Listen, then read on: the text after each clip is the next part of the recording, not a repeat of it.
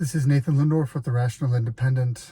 This is a tough one. We're going to go from lies to vicious lies and with a little bit of evil mixed in.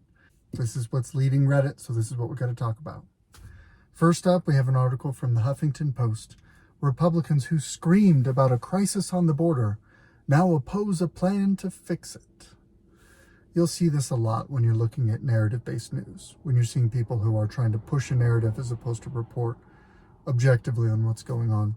These 4 authors from the Huffington Post cast this entire article, the idea of the Democrats are virtuous and all the Republicans are evil and incompetent. And I mean, it gets tiresome how repetitive and predictable it is, but I guess it's effective. Anyway, just understand that as we go through this whole thing, there is a just partisan bias dripping through every paragraph.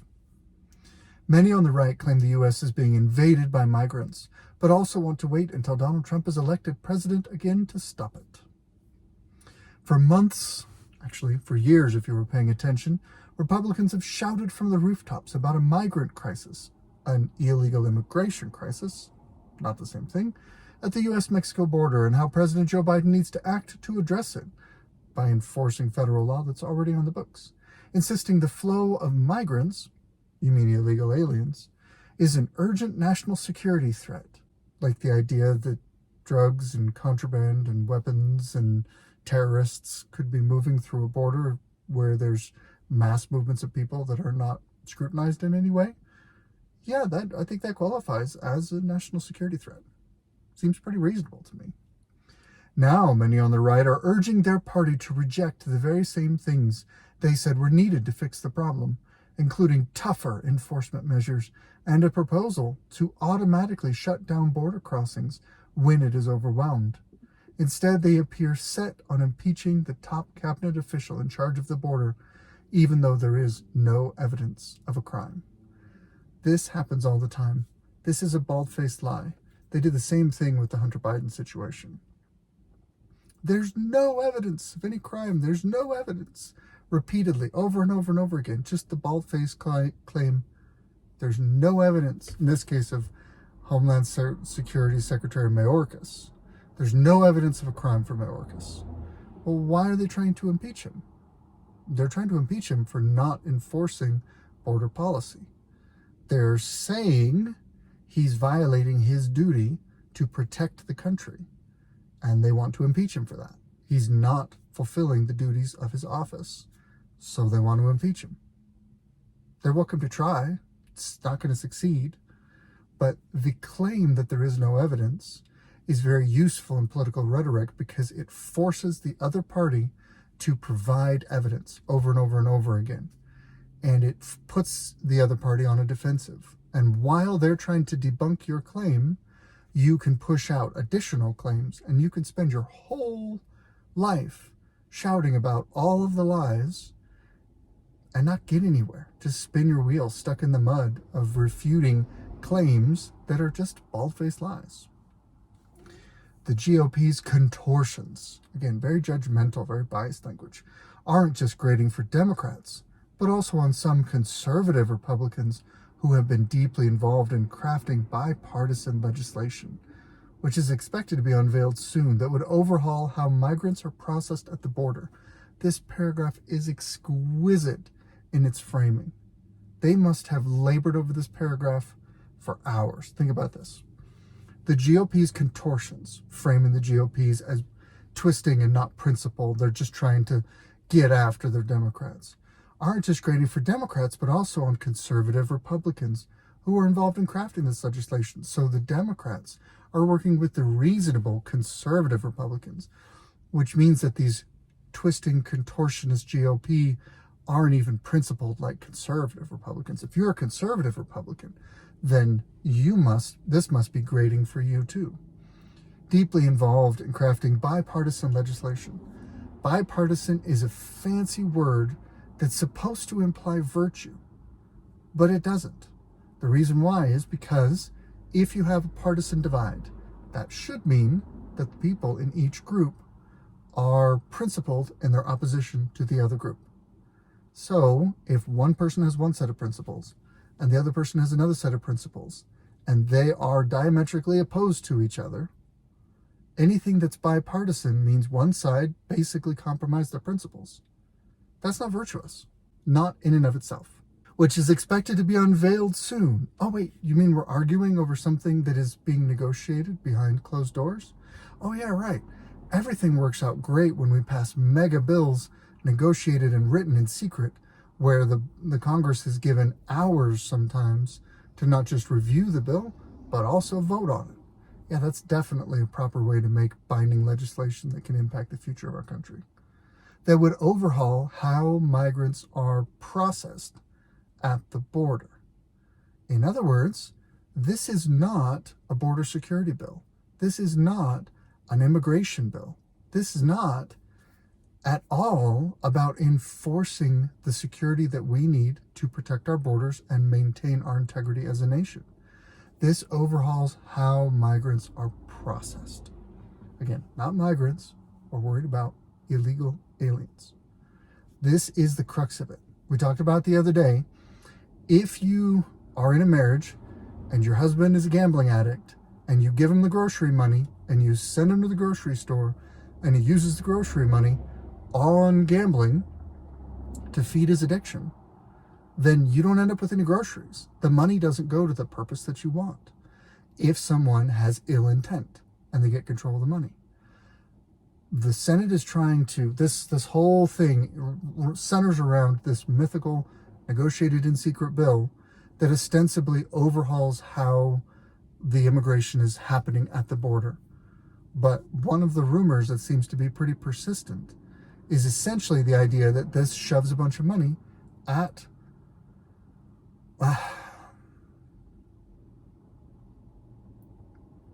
this shoves a bunch of money over to Border Patrol.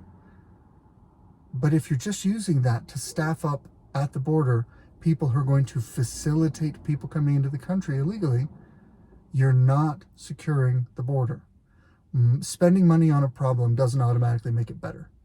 That's politician thinking. It's not reality. Oh, and this is another delightful thing.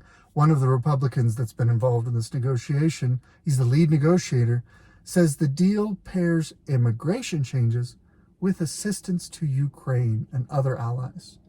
Because it's really important, again, bipartisan, it's really important that if we have a crisis at the border that affects us domestically, we should definitely tie up whether or not we resolve that and how we resolve that with whether or not we give money to a corrupt regime in Ukraine. One of these things is not like the other. This is how deal making happens in Congress. It's a mess. The deal negotiated in Congress would reportedly require the U.S. to close the border if 5,000 migrants cross illegally on any given day, which is calculated supposedly as an average over time. So it would also speed up the asylum process, which has long suffered from a lack of resources and an overwhelmed immigration court system. Yeah, this is more ways to expedite bringing people into the country. Oh, Biden likes it. In a statement last week, Biden called the deal the toughest and fairest set of reforms to secure the border we've ever had in our country, and vowed that if given the authority to shutter the border when it is overwhelmed, he would use it on the day I signed the bill into law. Breaking news flash. The federal government has the authority to stop people coming across the border already. It's already on the books. It's already law. And the interesting thing is, skipping some of this nonsense, the border package doesn't even come close to securing the border, said Senator Cruz, calling it a stinking pile of crap. We ought to have enough sense not to provide fig leaves for the Democrats and Joe Biden. They caused this crisis. So this is the simple truth of it, okay? This is political maneuvering. The Democrats are very good at this. Basically what they're saying is, here's this crisis. Everybody hates it. It's a signature bill for Donald Trump. It's a strength to him. He gets to appeal to his base by being strict on the border, which, frankly, I think is good policy. Now we have this crisis created by the government, Secretary Mayorkas refusing to enforce immigration law on the books, which is what he's being potentially impeached about. We have this crisis caused by a lack of enforcement. So here's a bill where we get to spend even more money, where we now get permission to leave the border open. We get permission in writing with this legislation to say, we've fixed it. We're going to allow 5,000 people a day in illegally and call that progress. That's not progress. That doesn't fix anything. And the Democrats get to crow about how they fixed the border with a bipartisan deal that has made it all magically better. Langford stressed over the weekend Republicans should read the bill when it comes out, pushing back against allegations it would give amnesty to millions of undocumented immigrants. Oh, you mean kind of like's been tried in the past? When they used to... Here's one of the bait and switches. The Democrats will say, oh, we would love to fund your border wall, Donald Trump, but first you have to grant amnesty or citizenship or whatever to people who are already here, turning illegal immigrants into citizens with a stroke of a pen. Except that the amnesty part happens, but somehow the border wall or whatever other policy never quite gets done. And then we bring some more people in, and then we say, oh, you know what, let's do this again. We'll give you the money for more border agents or new policy or restricting immigration caps or whatever you want. We'll do all that. But first, you got to give me this thing. And then, that's what happened with Reagan. That's what happened with Bush. It's the old bait and switch. Democrats are very clever about it. The impeachment resolution again accuses Mayorkas of willfully and systemically refusing to enforce immigration laws, such as failing to detain migrants who are subject to removal from the U.S. That's part of the problem. Part of the problem is that effectively, DHS seems to have decided to not just wave people in, but facilitate transport once inside the country to go all over the country and scatter throughout the interior. Yeah, what's his name? Governor Abbott sent some buses out to, buses full of, immigrants out to various, lefty sanctuary cities, as a neat little stunt. But what you may not be aware of is that the federal government is flying illegal immigrants all over the country. That's actions being taken by DHS to facilitate the movement of illegal aliens into the country. That is impeachable. Or at least they can try. Doesn't make it immoral for them to try. They may fail, but they can make a case for it. Then, kind of touching briefly on the whole Governor Abbott thing on the border here, Texas Governor Greg Abbott has dubiously, again, they have to cast as many aspersions as possible on any Republican action. It's very biased. Claimed that the surge of migrants, you mean illegal aliens, amounted to an invasion, thereby giving Texas the power under the Constitution to defend itself as if the federal government did not exist.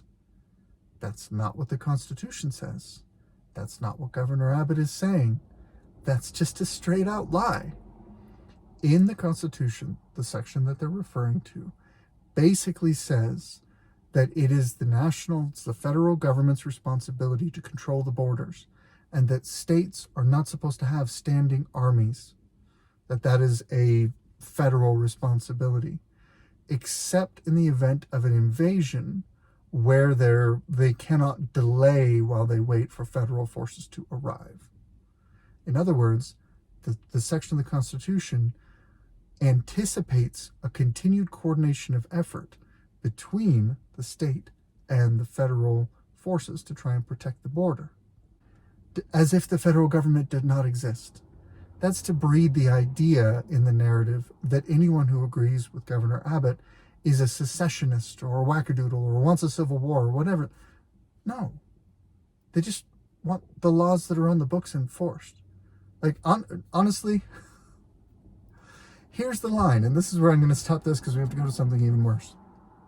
Here's the line for people who think like me, and there's a few of them. Enforce the laws that are on the books. If you don't like the law, change it. But until it's changed, enforce it.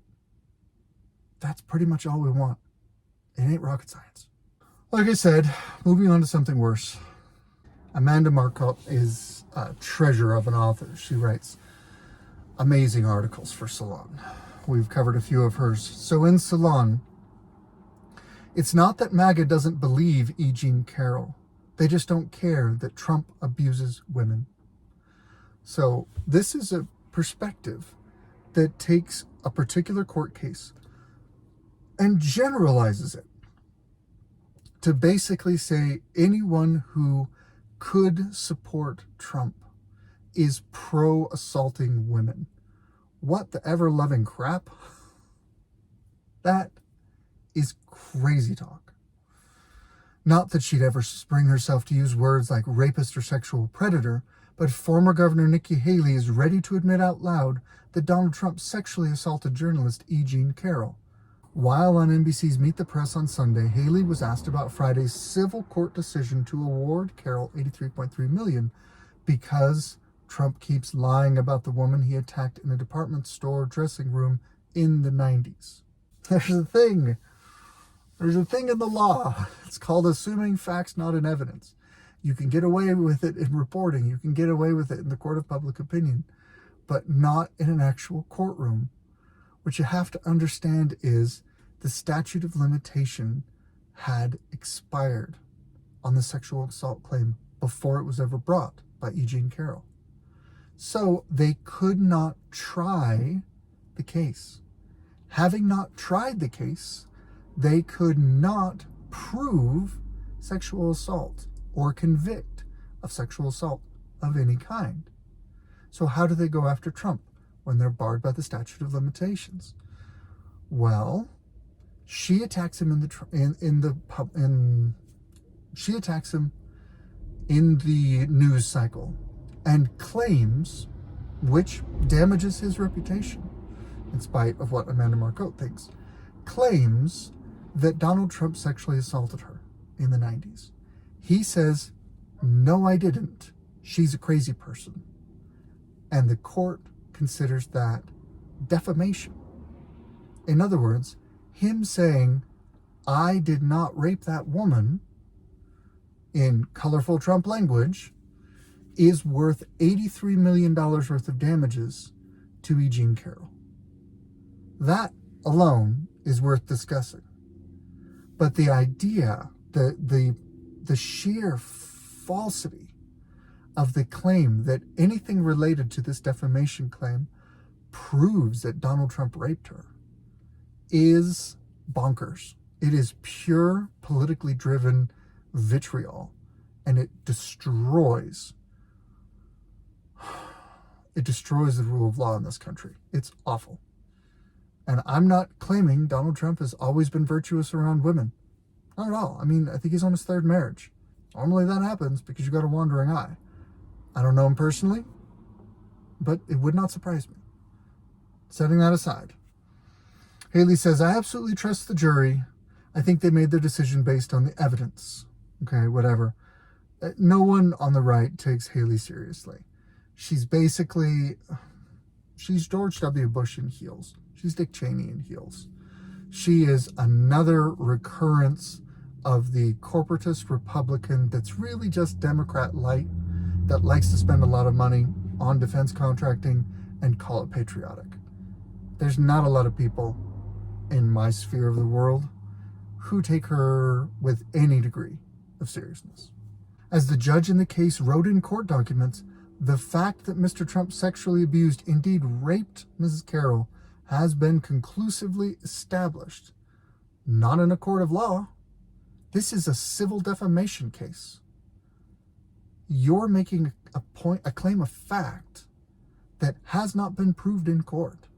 There are no criminal convictions for Donald Trump for sexual assault anywhere, in any jurisdiction that I'm aware of, at least. And I would probably be aware of it because they shout it from the rooftops. They know Trump is downright proud to be a sexual predator. It's just that most of them don't care. For some, Trump's propensity for violence against women is likely a plus. First off, can we all sue for defamation? Because where do you get off with this? Just It must be a miserable existence to live in a world that looks like this. Now, I'm going to read this sentence because it's amazing. It is highly skilled, politically biased reporting.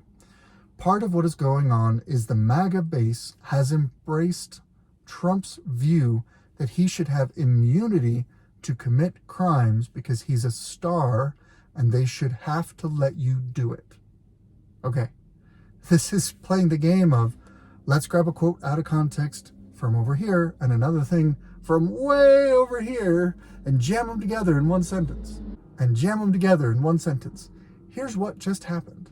This author took a quote from Donald Trump, quoting the single word immunity. By the way, if you want to know when someone's messing with quotes, they're usually pulling one, maybe two words out of context. So there's 3 quotes in this sentence. Immunity. Donald Trump is under assault legally for under a variety of legal theories where they're trying to mess with him based on actions he took as a president and as a former president. Basically what he's saying, he's putting forth a legal theory that presidents have a big job, they have to make a lot of hard calls, and he thinks it's appropriate that they should be protected from civil litigation as fallout from those calls. Now, whether he's right or not, that's a legal theory in context related to things like the way he handled documents in Mar-a-Lago. That is something that should be handled in the context of, I'm a former president, how do we handle documents? That has nothing to do with rape. Then, later in the sentence, we have star and let you do it, which comes from the infamous Access Hollywood grab 'em by the pussy tape. Sorry, words are words. Donald Trump's point, if you go and listen to what he actually said, I know it's hard as a reporter to actually listen to words. He said that throughout history, there have been women who were willing to trade sexual access to themselves in exchange for favors and influence and to connect themselves to famous and powerful people. In other words, he's saying there are women that will let you sexually assault them because you're a star. He's saying, man to man, this is something that is out there. It's called being a gold digger. It's called being, like, there's a bunch of cliche labels for this. There's a reason for that. I'm not saying that's moral behavior. I'm not saying that as someone who has fame or wealth or whatever, that it's acceptable to accept those sexual favors from someone who's looking to climb the social ladder with their beauty and their sexual attractiveness. And if you listen to the sentence, neither is Donald Trump. He's not even saying in that sentence that that's something he's in a habit of doing. He's saying, again, just go listen to it. Put it in context. He's talking to a friend and saying one of the things he has to navigate as a famous rich person is that women come into the orbit of famous rich people and will throw themselves at that person sexually because they think it will advance their own interest. That is a factor in his world. That, in context, while it's coarse, is not wrong. But somehow this person has said that not just Trump thinks he should be immune for sexual assault, but that his supporters politically agree that he should be immune for things like sexual assault. This sentence is insanity. And if you read this and swallow that whole, you are lost. I don't even know what to do with that. And unfortunately, we have one more thing we have to talk about. And we're running long on time. And I hate to even bring this up because it can easily be taken out of context. But this is a poisonous lie, and I've seen the left operate long enough.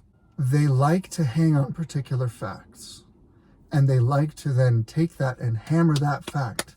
And there's so much repetition that it becomes accepted by a certain degree of people as truth. Someone who's not paying attention to the details, they hear one thing on a podcast,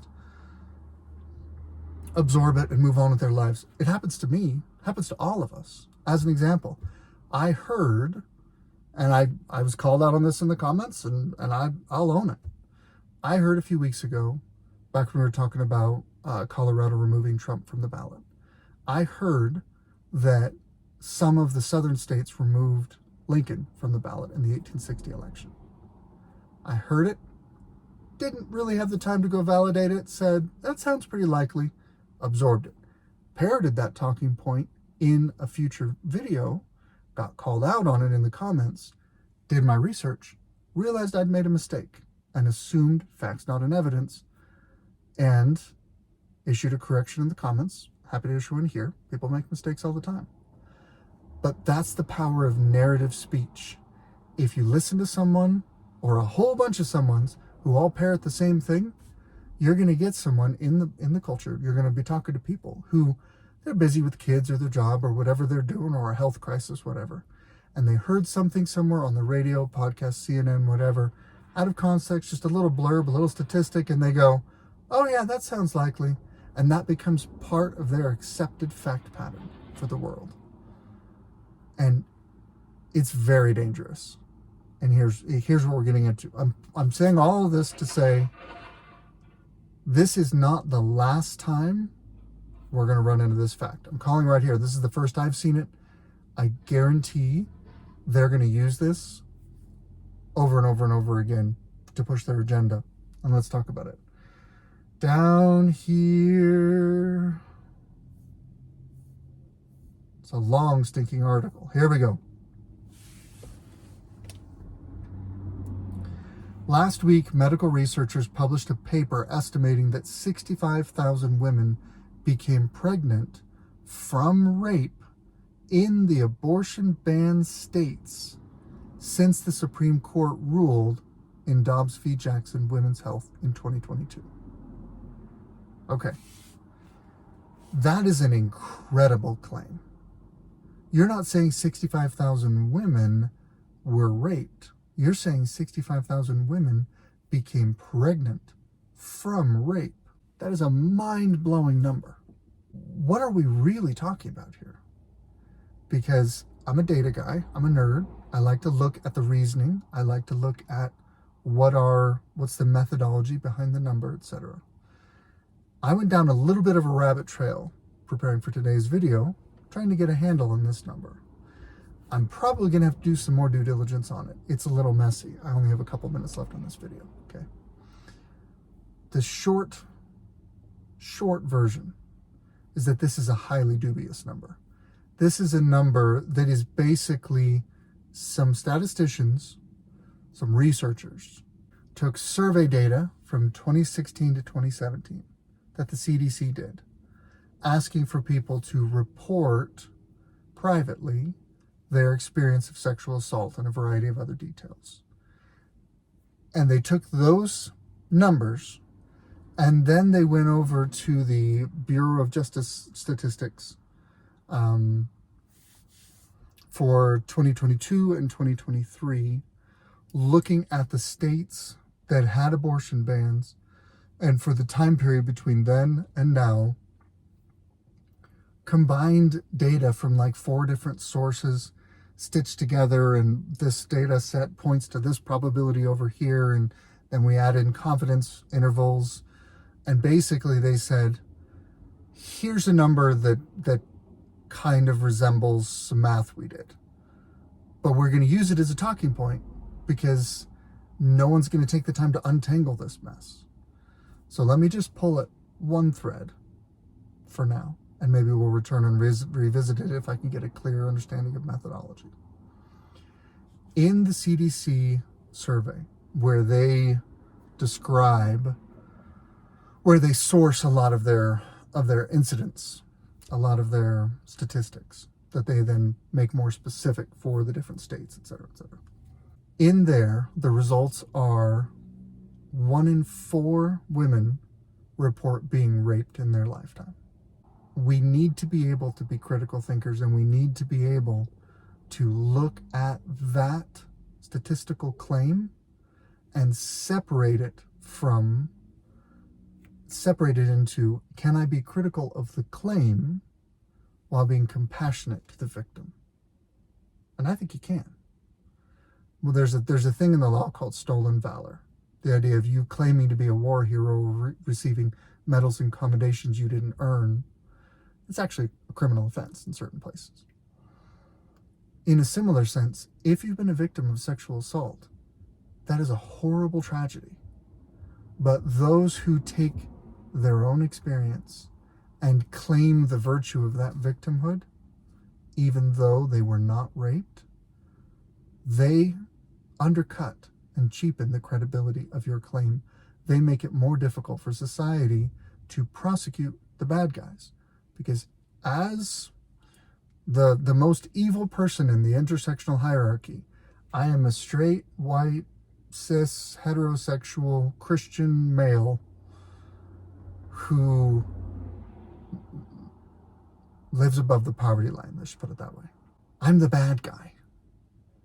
I'm the guy that's lumped in with Amanda Marcottes' MAGA supporters who agree that Donald Trump should be immune from raping women. If you're a man who assaults a woman against her will for your own sexual gratification, I think the response to that, at a bare minimum, should be a punishment of castration. If not, just execution. Rape a woman, be killed. I'm okay with that. The simple fact is, I've told my wife, and she kind of agrees with me. I have 2 daughters.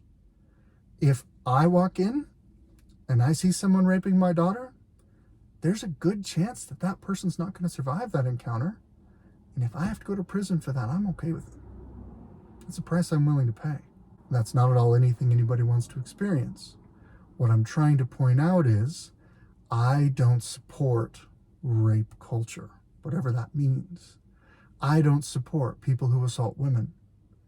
But I need to be able to criticize this claim that CDC is making, because I think they are dramatically overblowing the incidence of what's going on here, because it's politically useful to them. And that is basically using victims of violent assault for your own political purposes. And that is awful. That is just a horrendous decision to make. But I guarantee we're going to see this stat again.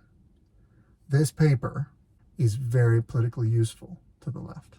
So we're going to see it again and again and again. It'll become part of the narrative on rape culture in America. This is Nathan Lindorf with The Rational Independent. Good luck out there.